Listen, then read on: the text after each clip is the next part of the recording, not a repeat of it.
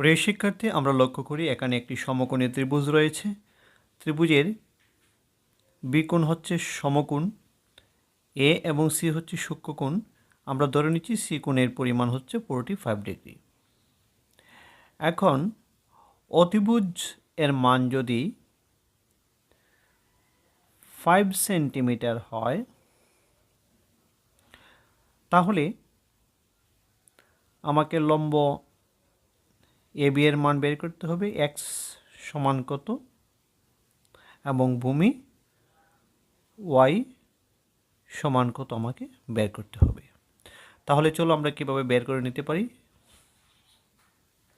প্রিয় শিক্ষার্থী, আমরা জানি একটি সমকোণী ত্রিভুজের কোনো একটি বাহুর পরিমাণ জানতে হলে আরেকটি জানা বাহুর পরিমাণের সাথে অনুপাত বা সম্পর্ক করতে হবে। এখানে যদি আমরা লম্ব এক্স এর মান জানতে চাই, তাহলে এখানে জানা বাহুটি হচ্ছে অতিভুজ এসি, এসি এর সাথে সম্পর্ক নিতে হবে। লম্ব এবং অতিভুজের মধ্যে সম্পর্কটি হচ্ছে সাইন। আমরা জানি লম্ব বাই অতিভুজ সমান সাইন। তাহলে আমরা লিখতে পারি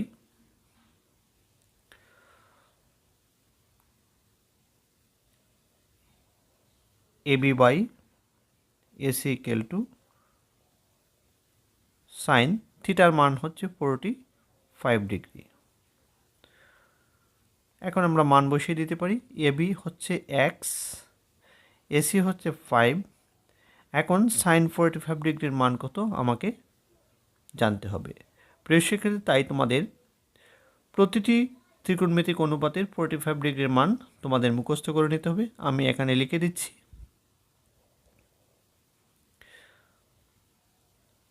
সাইন 45 ডিগ্রি এর মান হচ্ছে 1/√2।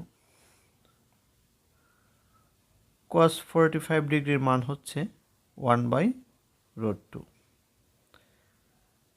tan 45 ডিগ্রির মান হচ্ছে 1। এই তিনটি মান তোমরা মুখস্থ করে নিবে।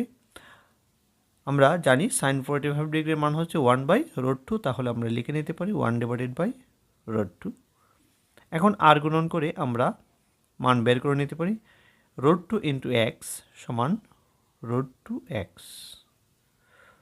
সমান 5 একে 5 বা x ইকুয়াল টু 5/√2। এভাবে আমরা x এর মান বের করে নিতে পারি। এটিকে আমরা ক্যালকুলেটর দিয়ে কাজ করে আমরা এর মান দশমিকে প্রকাশ করতে পারি। ক্যালকুলেটর ব্যবহার করে তোমরা কাজটি করে নিবে। এর আনসার আসবে 3.53। আচ্ছা, তারপর এখন আমরা ভূমি বিসি এর মান বের করব। তাহলে ভূমি এর সাথে অতিভুজের সম্পর্ক নিতে হবে। আমরা জানি ভূমি বাই অতিভুজ সমান cos থিটা। তাহলে আমরা লিখব বিসি ডিভাইডেড বাই এসি সমান cos থিটা হচ্ছে cos 45 ডিগ্রি, বা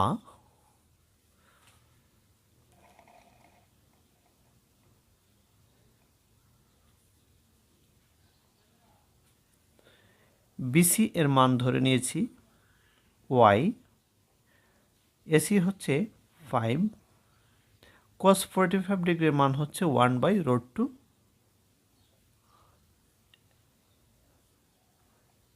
বা আর গুণন করব √2y ইকুয়াল টু 5 বা y ইকুয়াল টু 5/√2। তাহলে ভূমি এবং উচ্চতা সমান হয়ে যাচ্ছে। এর আনসারটি হবে 3.53 এত একক। প্রিয় শিক্ষার্থী, এভাবে আমরা